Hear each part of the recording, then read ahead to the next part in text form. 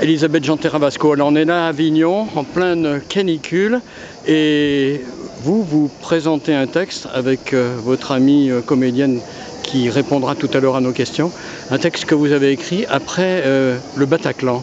Le texte s'appelle « Après le chaos ». C'est un texte fort et émouvant. C'est l'histoire d'une maman qui apprend que son fils est mort dans une tuerie en masse, sauf que c'est son fils le tueur. Donc en fait, on montre l'autre côté, l'histoire de cette maman qui est victime elle aussi, qui n'imaginait pas que son fils puisse faire une chose pareille. Elle a 2 enfants, donc c'est que faire après, comment survivre à une telle annonce, comment survivre avec le regard des autres, avec la société actuelle, et elle cherche pourquoi son fils a pu faire ça.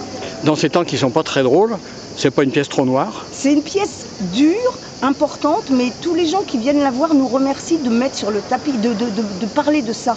Et quand on repart, on a un petit supplément d'âme. Quand on repart, on a vécu avec cette femme, cette tragédie moderne, et ça fait un bien fou, en fait, de partager des moments pareils.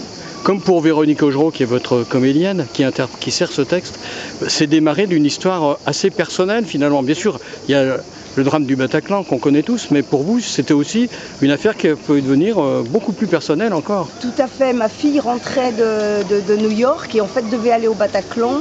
Et comme ces histoires un peu magiques qui arrivent de temps en temps, son avion n'est pas arrivé à l'heure, donc elle n'a pas été au Bataclan. Et puis du côté de Véronique, Véronique, sa fille était la veille au Bataclan pour distribuer, elle s'occupait d'une cause humanitaire et elle était la veille au Bataclan, donc on s'est un peu retrouvés aussi toutes les deux sur ce sujet.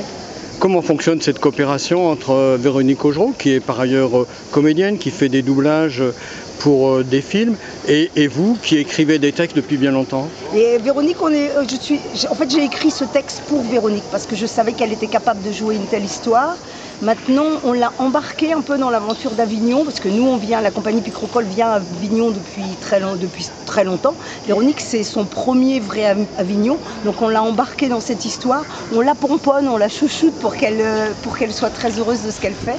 C'est parfois dur et c'est parfois complètement enthousiasmant. Hier, elle a eu une standing ovation et elle pleurait sur scène et c'était magnifique. Voir un texte dont on est l'auteur jouer à Avignon, qu'est-ce que ça fait? Ça fait chaud au cœur et on a envie que plein de gens viennent le voir et on aimerait l'emmener en province, le montrer à tout le monde parce que ce texte raconte quelque chose, ce texte est important, je crois.